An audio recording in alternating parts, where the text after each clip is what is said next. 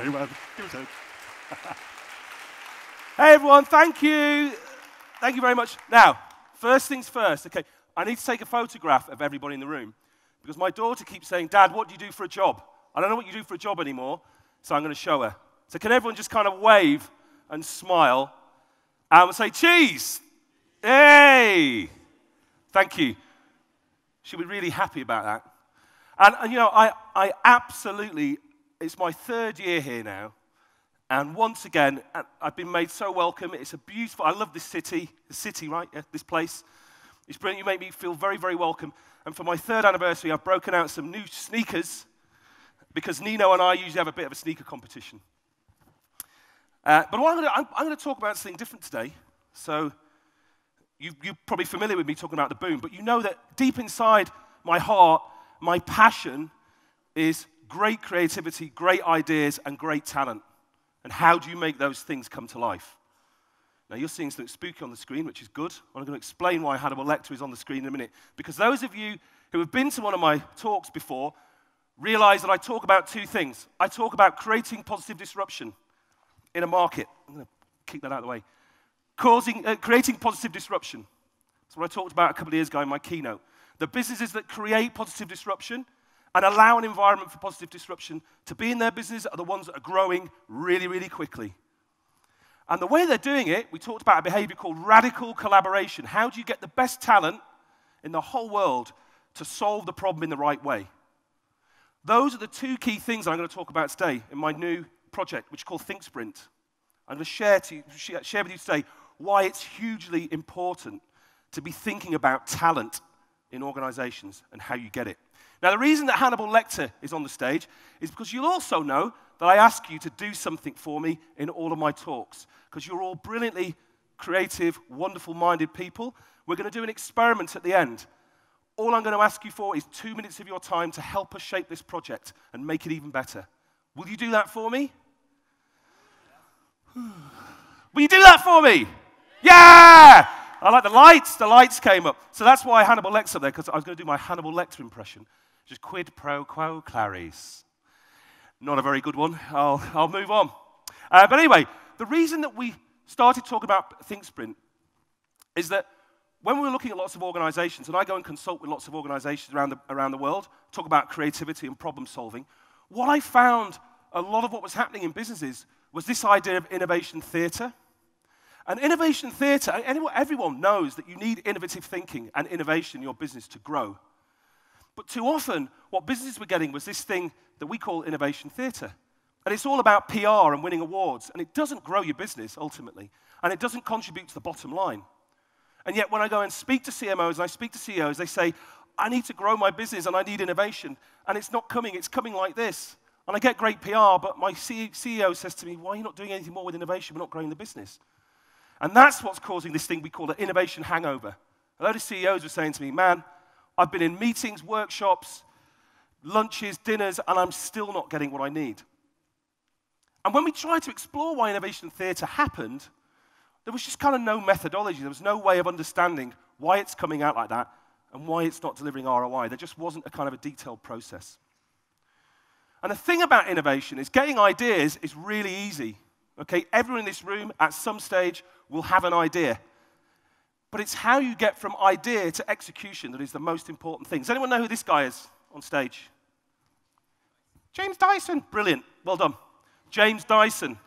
Thank you. I'm not mocking you. You've got a really deep butch voice. This is James Dyson. He sells the most vacuum cleaners in the UK and the US, completely disrupted in a very positive way, the market that was owned by Hoover. I hope there's nobody from Hoover in here, otherwise I'm going to get shot. He had an idea that cyclone technology was far more effective than bag technology. How many iterations of his product do you think he had to do before he got the first working prototype? Anyone want to hazard a guess? 1,000? Good guess. Higher than 1,000? Hundreds? Anyone else over here? 500. Right, so we're thinking like 500, 1,000. 1,000 is a good guess. 5,127 iterations before he got a working prototype. So the point here is ideas, like innovation theater ideas, are really easy to come up with. But if you really want them to work hard for your business and you want to grow your business, you've got to be able to iterate quickly. You've got to be able to make that idea reality with a view to growing your business, not just about getting PR. And actually, when you break it down, it's not really rocket science. It's actually pretty straightforward. But too many people and too many businesses aren't doing it. The first thing you need to do is to be able to de-risk the idea. You've got to get some validity, some validation about the idea. Is this something that is going to work? And how do I know it's going to work? Because I'm going to test it with people. And that's what you literally do next. You test it to see if your validations hold. And if that test works, you then go and scale it.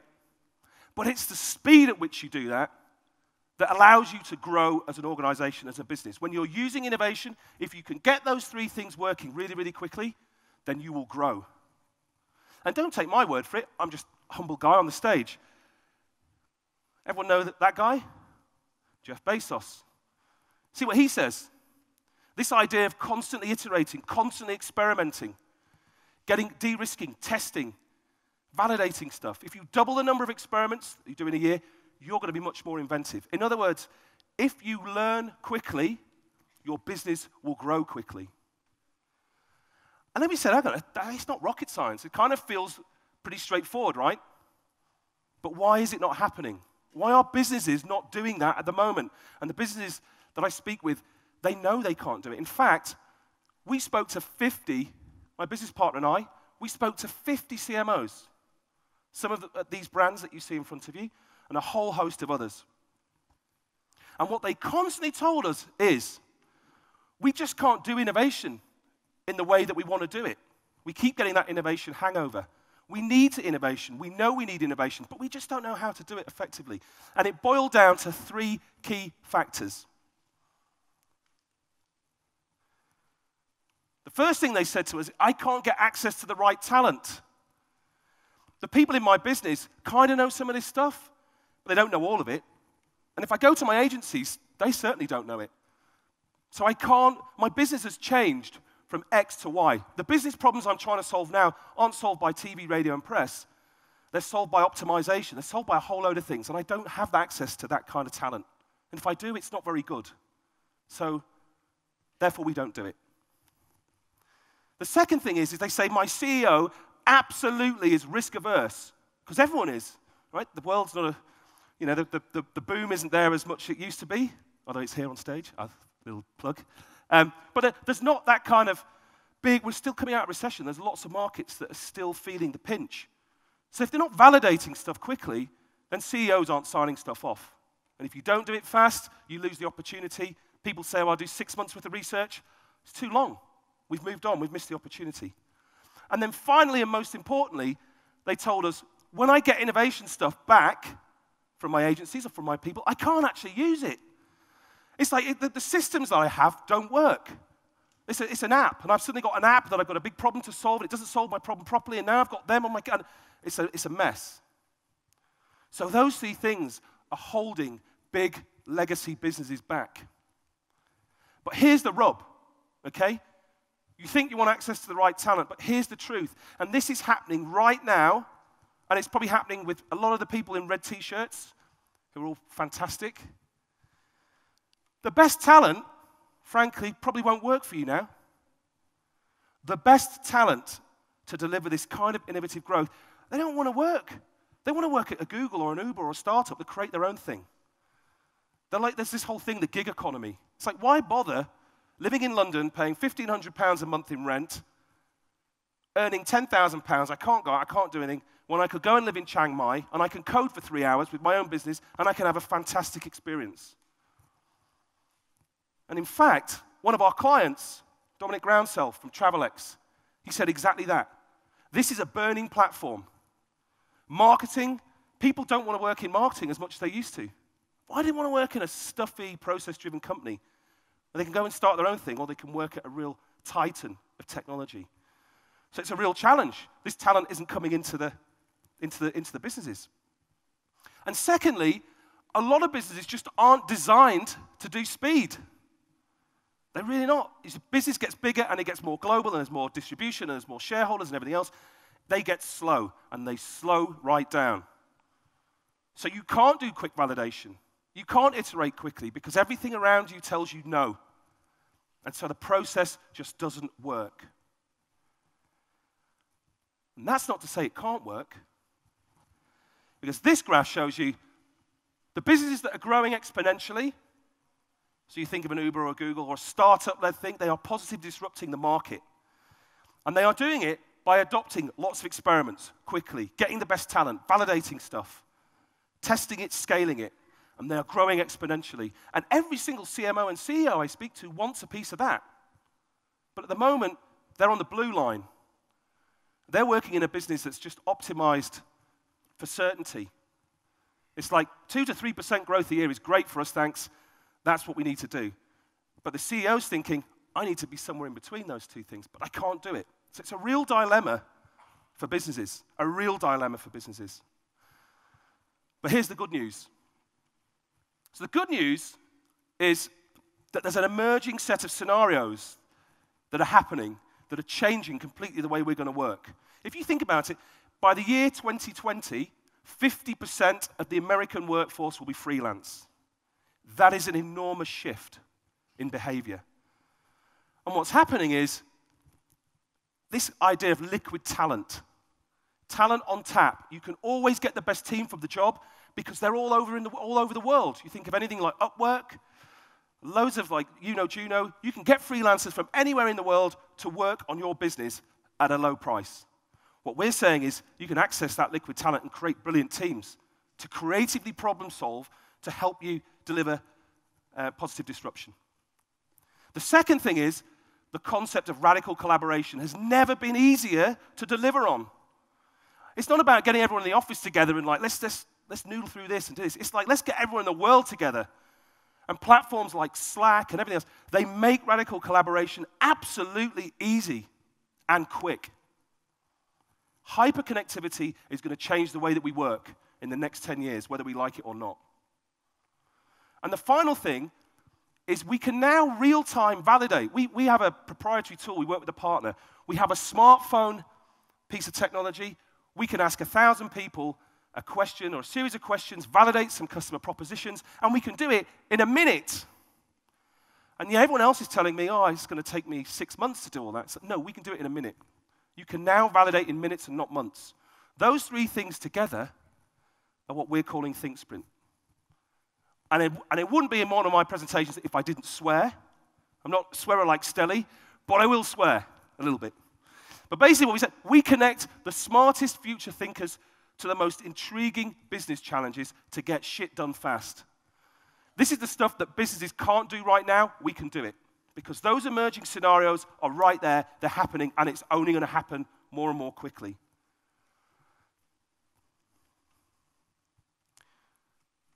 And the name of our project that we're working on, and I'm going to ask you to help me with, is Think Sprint.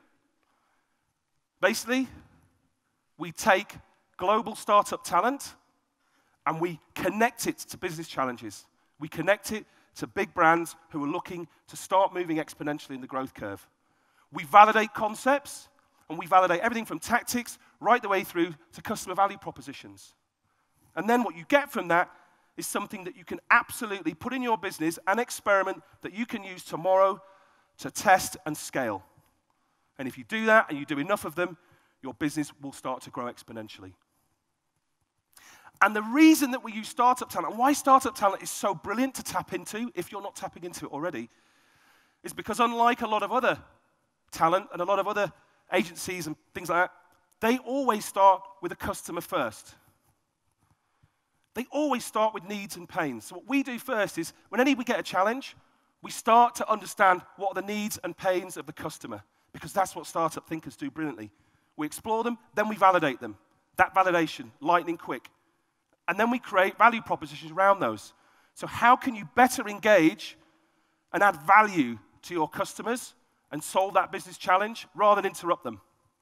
And then we validate those, and then we go into a series of mechanics, actual tactics, experiments that you can take away, one sheet of paper, put them into the business, and make them happen. And if you can do that, you can test, you can scale, you can grow. So our point of difference, the whole thing that we did is we're still a work in progress, right? we created this with the 50 CMOs that we talked with. And we're trying to solve the problem of speed, talent, and validation by using liquid talent, hyperconnectivity, and real-time validation. Now, we've been really lucky to get some pretty significant clients on board. And we're working with them on various challenges. And what we're finding is, on some stuff we're doing really future-thinking stuff. So it's like, what does the shopper journey of the future look like? And in other areas, we're doing some really tactical stuff, like how can I get more people to sign up to X, Y, Z? But we go through that same process, and they get experiments to take away and learn. And that's what I'm going to ask you to help me with today in a 1-minute survey. So I've cut it down from 2 to 1 minute, you see, I'm saving a minute on the presentation. But the key crux of what I'm saying is that the best talent is really unlikely to work for you now. And that's a kind of bold statement, but I'm not scared to say it. It's a bold statement. But unless we do something about it, that talent will never work for you, and your business will continue just to grow in a small straight line rather than grow exponentially. What we're saying, though, is Think Sprint, you can now work with that talent to help your business grow exponentially. So back to my favor to you all, which I'm going to ask you for. I'm not going to do another Hannibal Lecter thing, what do you call it, impression, because it'd be rubbish. But what I am going to ask you is to help us shape the Think Sprint proposition. Because where we are at the moment is we've got a load of clients saying tactics would be great for us, and we're delivering tactics. And then we've got another whole load of clients, I cut my teeth in, and they're saying we want future thinking stuff. And you're all like marketers or brand people or great thinkers. And what I want you to consider from what I've just talked about today is how could you use this in your business? Or how could you use this talent to help you drive exponential growth? And what we've done, and everyone's got a smartphone in here, I'm sure, as well as the Wi-Fi. Everyone's got a Wi-Fi code. All I'm going to ask you to do is quickly log on to thinksprint.com/grats. There's a small survey on there, and I'm just going to ask you, give us your opinion on which route we should go. There's a little bit of detail in there you can read. Either we go more executional, or we go more future thinking. Because we want to get this product absolutely right and take it to market in the right way. And with your help, we can do that. So thank you all for your time. You've been fantastic as ever. And I look forward to speaking to as many of you as possible in the next 2 days. Thank you.